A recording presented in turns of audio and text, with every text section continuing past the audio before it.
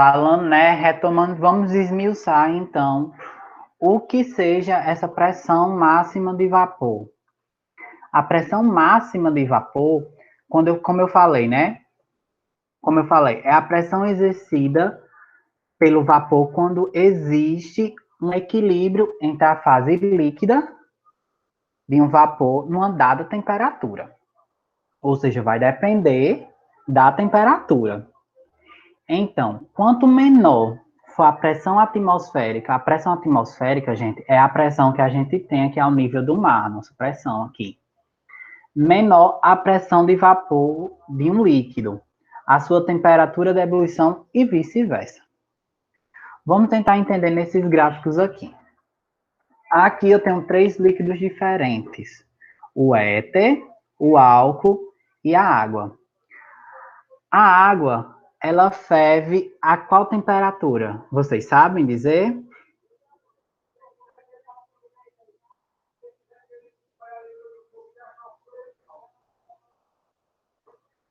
Analisando esse gráfico aqui, qual temperatura vocês acham que a água vai ferver?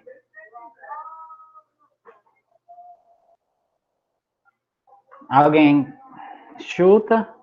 Coloca aí no chat. Qual temperatura a água ferve? Pegou lá a tua panela, botou lá a sua água e botou lá no fogo. Ela vai ferver em que temperatura?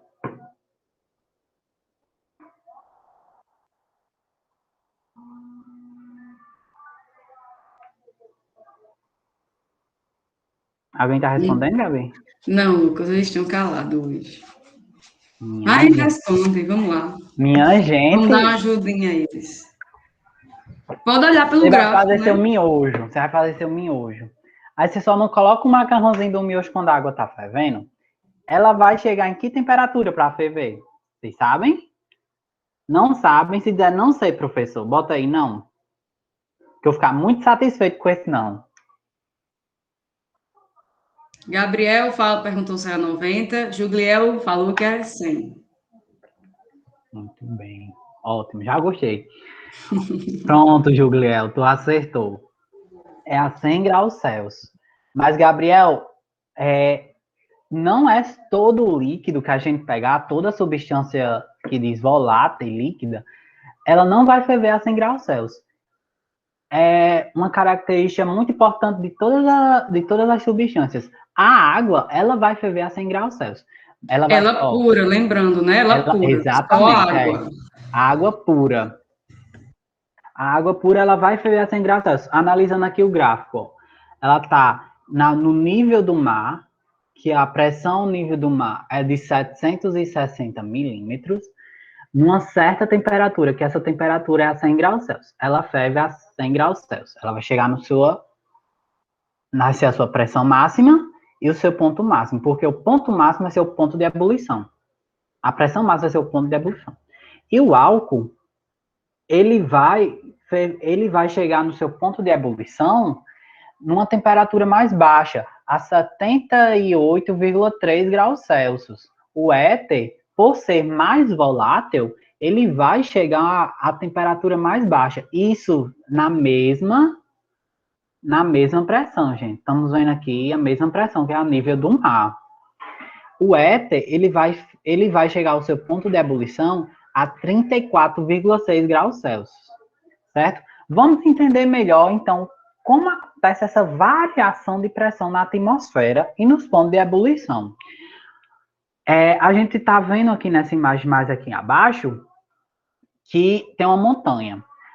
No início da montanha, no pezinho da montanha, a pressão é bem maior em relação lá no final.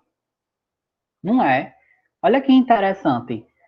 Então, a gente começa a se perguntar, se eu colocar uma água para ferver aqui no pé dessa montanha, será que vai ferver a mesma temperatura lá em cima? Porque a pressão está diminuindo, não é?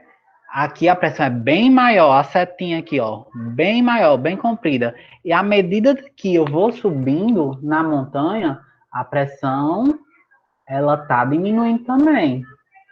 Então, a gente pode dizer umas características desse gráfico que a pressão ao nível do mar é igual, como eu falei para vocês, 760 milímetros, que é igual a 1 atm.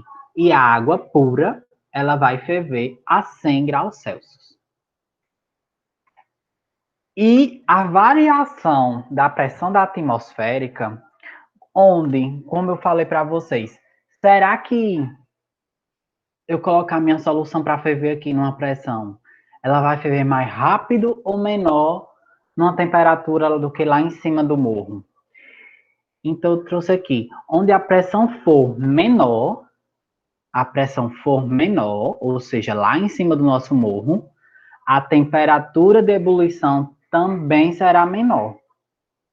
Um exemplo bem massa é que aqui no Brasil, a água pura ela vai ferver a 100 graus Celsius. Mas lá na Bolívia, em La Paz, quer dizer, a água vai ferver a 90 graus Celsius. Quando ela chegar a 90 graus Celsius, ela vai estar no seu ponto de ebulição. Onde a pressão, aí olha outra característica, onde a pressão for 1 atm, que 1 atm é a mesma coisa de 760 milímetros, a temperatura de ebulição será maior. Um exemplo é na nossa panela de pressão. Na nossa panela de pressão, ela chega a 120 graus Celsius, ou seja, é uma temperatura maior do que a temperatura. Então, a pressão será bem maior lá dentro. Não é à toa que o nome já é a panela de pressão. Então, quanto maior a pressão,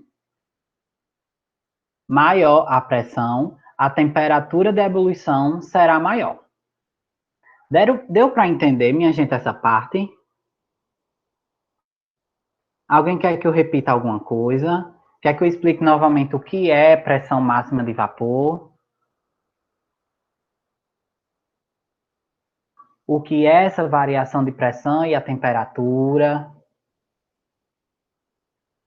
Mas basicamente vai ser quanto menor a pressão atmosférica, menor a pressão de vapor de um líquido e a sua temperatura de ebulição. Ou seja, menor pressão de vapor do líquido, menor temperatura. Menor pressão, menor temperatura. Maior pressão, maior temperatura. Deu para entender? Pode falar sim ou não, pelo menos isso, né, Lucas? Quer que eu explique sim, novamente? Sim, deu para entender. Júlia falou. Só o que o Lucas falou, eu acho que quem assiste futebol aqui, eu não sei se vocês assistem futebol, mas foi semana passada, se não me engano, foi semana retrasada, teve um jogo do Atlético Mineiro, a Libertadores. Agora, não sei se era na Bolívia ou era na Argentina. Eu acho que era na Bolívia. E o joga lá, porque a altitude lá é bem maior, os jogadores, eles pararam, os brasileiros, né? Não estão acostumados, por falta de respiração. Eles não conseguiam jogar, devido a eles ficaram faltando ar. E isso está também relacionado, tem a ver com isso, porque lá é bem maior, né? Em relação porque eles estão acostumados a uma pressão, a uma atmosfera, né? A gente não, a gente está acostumado à nossa pressão, que é o nível do mar. Então, a tonoscopia, ela voltando então, né, o que é a tonoscopia? A tonoscopia é o estudo do abaixamento da pressão máxima de vapor, que a gente viu agora o que era a pressão máxima de vapor de um solvente causada pela adição de um soluto não volátil, que isso aqui é o que diz na nossa propriedade coligativa. Então, quanto maior o número de partículas no meu soluto, menor vai ser a minha pressão máxima de vapor. A pressão máxima de vapor do solvente puro é sempre maior do que a de um soluto tonoscópio. Isso aqui foi o que Gabi falou. Ou seja, de um solvente puro, a água pura, sem nenhum mineral, sem nenhum sal. A partir do momento que a gente já adiciona sal naquela água, ou a gente pega a água do mar, ela já não é mais pura, ela já é uma solução tonoscópia. Ou seja, as partículas dispersas constituem uma barreira, ou seja, o sal já vai ser uma barreira que vai dificultar o movimento entre as moléculas do solvente no líquido para a fase gasosa, ou seja, para a fase de ebulição. Evaporação, desculpa. Então, o que eu acabei de falar, a gente vê aqui nessa imagem. A água pura, ela está mais livre, sem nenhuma barreira, sem nenhuma dificuldade para passar para o meio gasoso. E a água do mar, não. Já tá vendo que aqui, ó, ela tem o cloro, tem o Na, que formando os dois, vai formar o nosso sal de cozinha, que é o NaCl. Ou seja, isso são barreiras que o líquido precisa. Ou seja, para poder eu ferver uma água dessa, eu ia precisar de uma temperatura maior. Desmiuçando, a pressão de vapor de um solvente puro, ou seja, da água pura, sempre será maior do que a pressão de vapor de uma solução. Solução, a gente viu no início do primeiro bimestre, o que era solução, o que era solvente, certo? Solução é tudo aquilo que está misturado, de forma bem grotesca. Só para vocês entenderem assim mais ou menos. E com a adição de partículas do soluto, identifica-se as forças atrativas da molécula e diminui a pressão de vapor do solvente. E isso vai gerar o efeito tonoscópico, que é a diminuição da pressão de vapor de um líquido quanto um soluto não volátil adicionado a ele. A gente vê aqui nesse gráfico que analisando o gráfico a graus Celsius, temperatura, a pressão de vapor. Que o solvente ele puro, quando a gente adicionou sal, ele tem uma queda na temperatura e uma queda na pressão.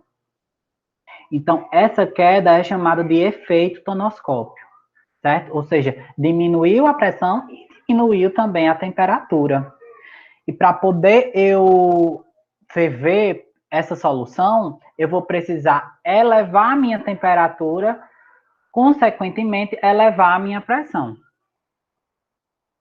Vamos ver realmente se vocês entenderam, né? Aqui numa questãozinha.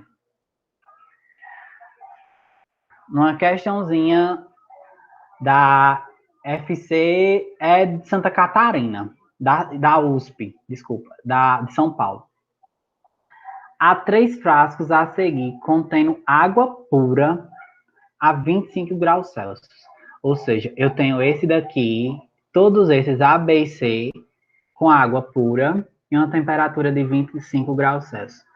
Gente, preste muita atenção aqui, porque as questões de propriedades coligativas, de tonoscopia, de crioscopia, ela requer esse conhecimento, esse conhecimento tipo do cotidiano da gente, entendeu? De observar bem direitinho cada detalhe. Então, a água pura a 25 graus Celsius, nesses 3 recipientes. Vários estudantes, ao medirem a pressão de vapor, fizeram 4 anotações. Então, os estudantes chegaram lá e conseguiu 4 anotações com esses líquidos, com essa água pura. E disseram que a pressão de A é igual à pressão de B. A pressão desse é igual à pressão desse. Outra anotação fez que a pressão de A é diferente da pressão de C. Outra anotação que a pressão de C, essa pressão aqui, é diferente da pressão de B. E a última anotação é que a pressão de A, B e C são iguais. Quais dessas alternativas vocês acham que está correta? A primeira, a segunda, que é essa, a terceira ou a quarta? Ou todas elas estão corretas ou nenhuma está correta? tudo que a gente viu aqui, a gente viu o quê? Pressão. Os três líquidos, eles estão na mesma pressão?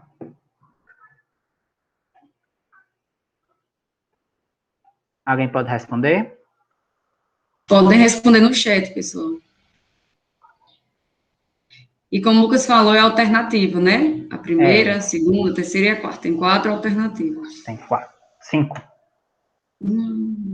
Ou nenhuma dessas estão corretas? É 1, 2, 3, todas ou nenhuma. Não, Lucas, eu falei em relação aqui. Sim, A igual a 4. B é uma. O estudo, Entendeu? né? Pronto, esses aqui é os estudos que os cientistas anotaram. Os 4. As 4 anotações que eles fizeram em relação a essas 3 frascos de água pura à mesma temperatura de 25 graus Celsius. Lucas, Analise. Oi. Jugliel falou que é a letra C. Letra C. Quem mais? Que só a 3 está correta. Não, que 3 estão corretas. Sim, 3 estão corretas. Ou seja, o A é igual ao B. O B... Não, ele disse a C, né? Ele colocou C, 3. Então, acho que ele marcaria a alternativa C. Não é assim? Sim. É porque a pergunta é, quantas estão corretas? Quantas estão corretas? Ou seja, ele disse que 3 dessas aqui estão corretas. 3 dessas estão corretas. Outra pessoa quer chutar? Chutar não, minha gente. Vocês Porque, darem... assim, a primeira situação é que P de A é igual a P de B. Exato. É a segunda situação. P de A é diferente de P de C. E assim por diante. Não é isso, Lucas? E ele disse que... E Jugliel, né, falou que tem 3 situações dessas que estão corretas. Mas eu acho que ele não tem entendido a pergunta em si. Ele Vocês achou que era a letra C, só a situação 3 é que estava correta. Foi, Jugliel, só a situação 3 ou 3 situações dessas estão corretas?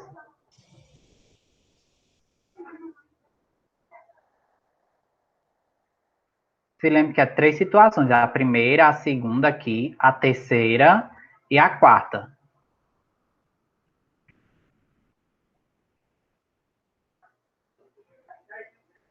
Explica de novo, Lucas.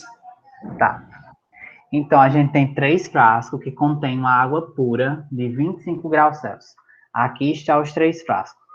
E elas estão nessa pressão de vapor. Nessa pressão. Certo? Os 3 frascos estão nessa pressão. Vários estudantes, ao medir a pressão de vapor, fizeram 4 anotações. As anotações foram... Eles não querem saber se essa anotação está correta, se essa está correta. Eles querem saber quantas dessas alternativas aqui estão corretas. Quantas dessas anotações estão corretas? Lucas. A primeira... Oi. Licença. Gabriel falou que letra D, todas estão corretas. D, todas estão corretas? Sim, ele falou. Vamos olhar se realmente todas estão corretas. Espera, deixa o Jugliel Tá. responder. Você entendeu, Jugliel? Que cada situação acima é uma situação. Digamos assim. Ele não quer saber qual é a que está correta. Ele está perguntando se tem mais de uma correta. Ou se nenhuma está correta. Não é isso, Lucas? Isso, é isso. Não é a situação 3, nem a situação 1. É quantas no total? Quantas? Então, se você acha que só a letra C estava... Só a situação 3 estava correta, então... São 3 situações dessas que estavam corretas. Você já afirmando isso. Entendeu?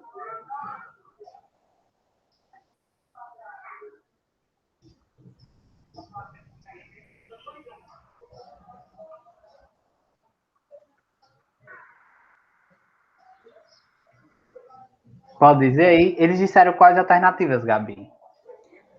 Juliel tinha falado letra C, só que ele não tem entendido a situação Eu acredito que ele pediu para explicar de novo. E Gabriel falou que é a letra D. Vamos orar e eu vou dizer, vamos orar e vamos entender como realmente o que está acontecendo. A gente vê também que, olha aqui, né? É diferente o líquido que está maior, tem uns líquidos menores e líquidos maiores. Vamos lá entender. E duas dessas situações estão corretas. Por que, professor, duas estão corretas? Porque a gente não está analisando o líquido. Na tonoscopia e nas propriedades coligativas, a gente não vai analisar a quantidade de líquido que tem no nosso recipiente, e sim a pressão.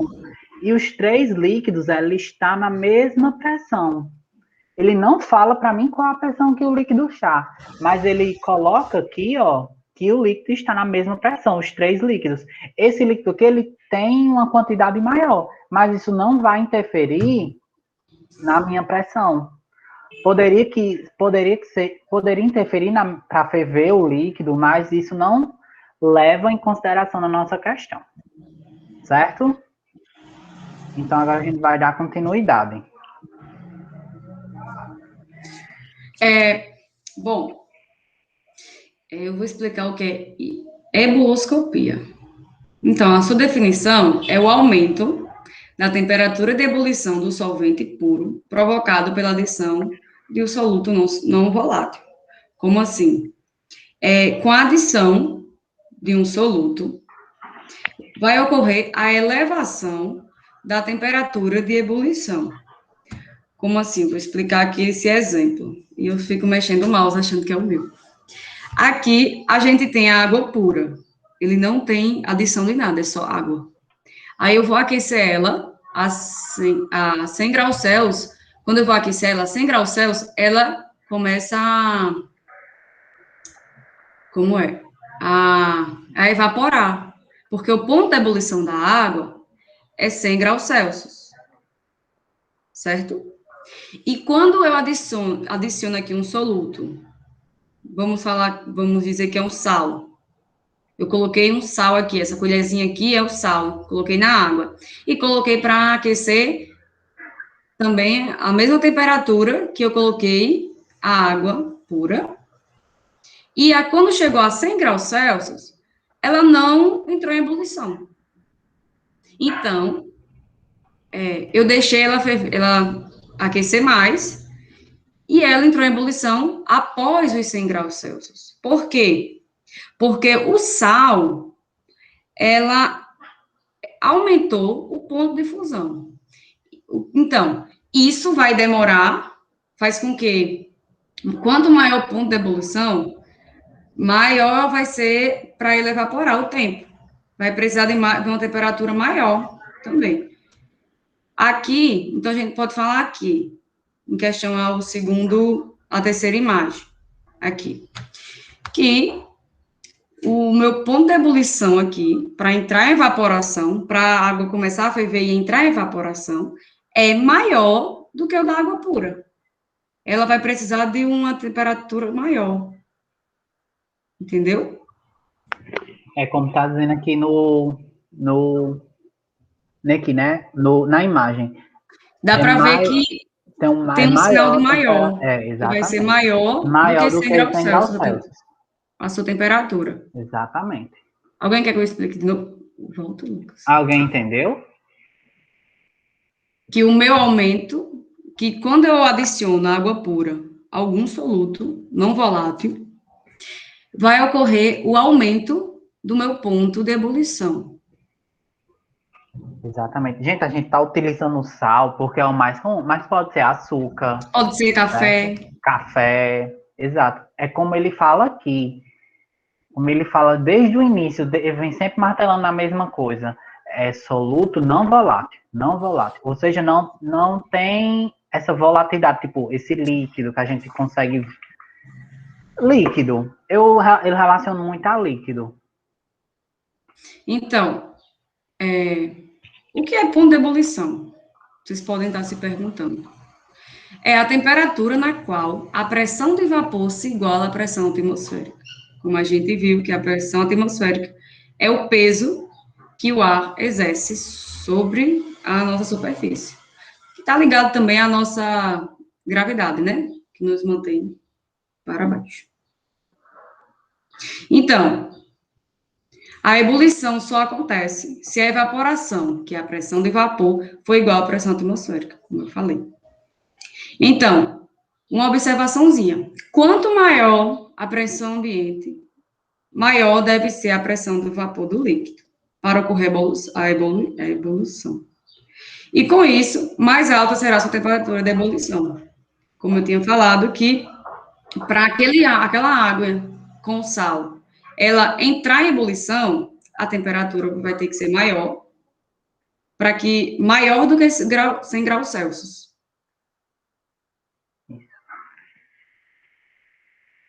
Aqui está o gráfico, que é algo muito importante para vocês. Aqui a gente vê a pressão de vapor, aqui vai explicar melhor. A pressão de vapor e em relação à temperatura. Vocês veem que o ponto de ebulição de uma solução é mais alto do que de um solvente puro. A água está aqui, ó, esse vermelho. E o ponto de ebulição da solução lá, que eu coloquei, da água salgada, é maior. Se vocês... Ou seja, ela vai precisar de uma maior temperatura. De uma maior temperatura para entrar em ebulição, para que a água comece a ferver novamente, né, Lucas? Como o Lucas falou do miojo, que quando a água está normal, só a água fervendo lá, ela começa a ferver em 100 graus Celsius. E quando ele coloca o sal para fazer o miojo, ela para. Ela vai precisar de uma temperatura maior para começar a ferver. Não é isso, Lucas? Isso. Então, o aumento no ponto de ebulição de um solvente, H2O, como eu estou utilizando a água, na presença de um soluto não volátil, água ou açúcar, ele configura um efeito coligativo chamado de efeito ebuloscópico. Vocês entenderam? Deu para entender, gente? Eu vou explicar melhor através de um exemplo, né, Lucas? De um experimento que a gente vai continuar na próxima aula, que é até 10h20 essa aula, né, Aline? Lembrar de assinar a lista de presença, pessoal. E amanhã, como eu vou mostrar um experimento para vocês e explicar melhor na prática, porque eu acho assim que a gente aprende na prática. Aprende melhor assim na prática. A gente vai terminar o resto